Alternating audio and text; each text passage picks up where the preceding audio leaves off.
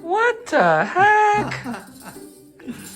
Today we're going to make breaded pork chops, a recipe that I got off of the internet, but I really like it, so I'm going to show you. So the first thing that I've already done is I've taken regular American cornflakes, unsweetened cornflakes, and I put 3 cups of them into the blender. And to that, I'm going to add 1/3 cup of potato starch or cornstarch, and that's just to lighten everything, to make everything crisp. So we want to really break them down. You could do this using a rolling pin and bashing them, but the finer you get the crumbs, the better they're going to stick to the pork chops. So I like to do it in the blender. Okay, so give me a second, it's going to make a loud noise, but here we go. And we want to let it run until it gets pretty fine. All right, okay, and now if you look at it, you can see it's all very, very fine. Now that we have the crumbs really broken down, we're going to take them off the blender and we're going to spread them in a wide kind of pan like this. Make sure it all gets mixed up like that. I'm just going to drop them into a plastic bag. Now I'm going to take a little bit of cornstarch. It doesn't matter how much.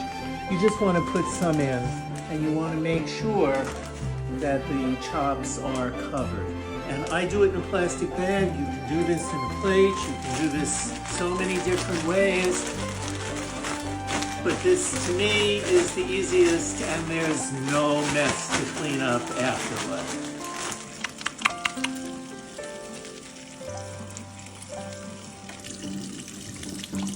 I took the pork chops out of the bag. I made sure that they were covered with the starch, and I shake off a little of the starch. And now the next thing that we're going to do is we're going to take buttermilk.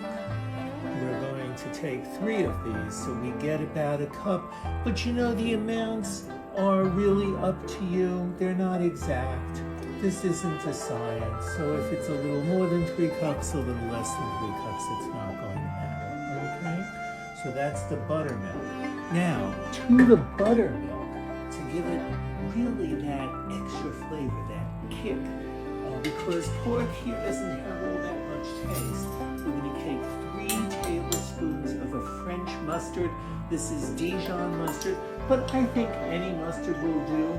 And you know, look at that, measure carefully, as they say, right? That's 1 tablespoon, 2 tablespoons, 3 tablespoons.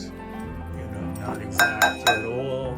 If you like mustard, use more. I'm going to take my little whisk. Wait. What the heck? I have all kinds of little whisks for mixing. I'm going to take this, I'm going to make sure it's thoroughly mixed. Alright. And the buttermilk not only helps the crumbs stay together, but it also acts as a tenderizer for the meat. So look how nicely that got mixed in. Alright. And now what we're going to do is we're just going to add a little bit of salt, because I know that it needs salt, and we're going to add some freshly ground pepper. And we mix the salt and everything in, and now we have that. So the next step in the process is taking the individual pork chops, running them into the buttermilk mixture, making sure they're completely coated in the buttermilk mixture, excuse me. And then let the excess drip off, and then put it into the crumb mixture. And some people just like to go like this, and then they get everything covered in the crumbs so that nothing touches their hands. But I'm not that good. I don't usually do it that way because it makes a big mess. But I do push the crumbs in as much as I can. All right?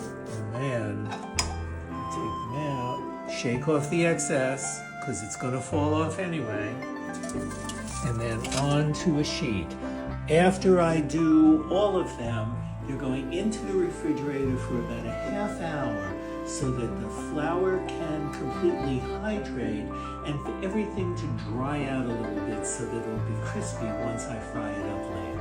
The pork cutlets have been in the refrigerator for about an hour, so you could leave them a little longer, a little less, and you could see that the breadcrumbs now are, or the cracker crumbs actually, are well hydrated and everything's nice and ready to be fried up. And for that, we're going to take 2 tablespoons of butter, a couple of tablespoons of olive oil.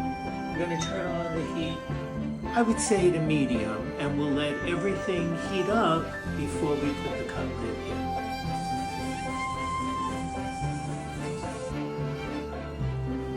"插播一条配菜，焗土豆。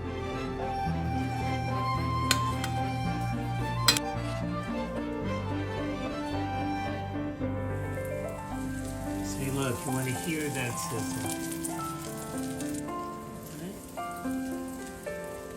And now, we're just going to let them fry gently until they're cooked on one side, and then we'll flip them over. Alright, so I just checked and they're doing nicely on this side. Look how pretty they are. So I'm going to do a flip. And we're going to do another few minutes on this side as well. There's the last top.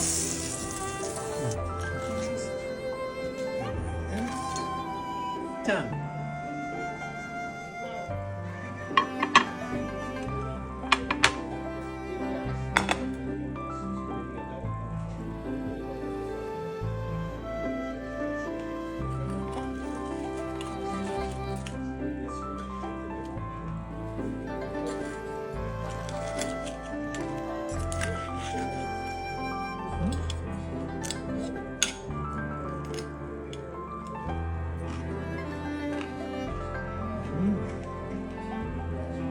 Very good.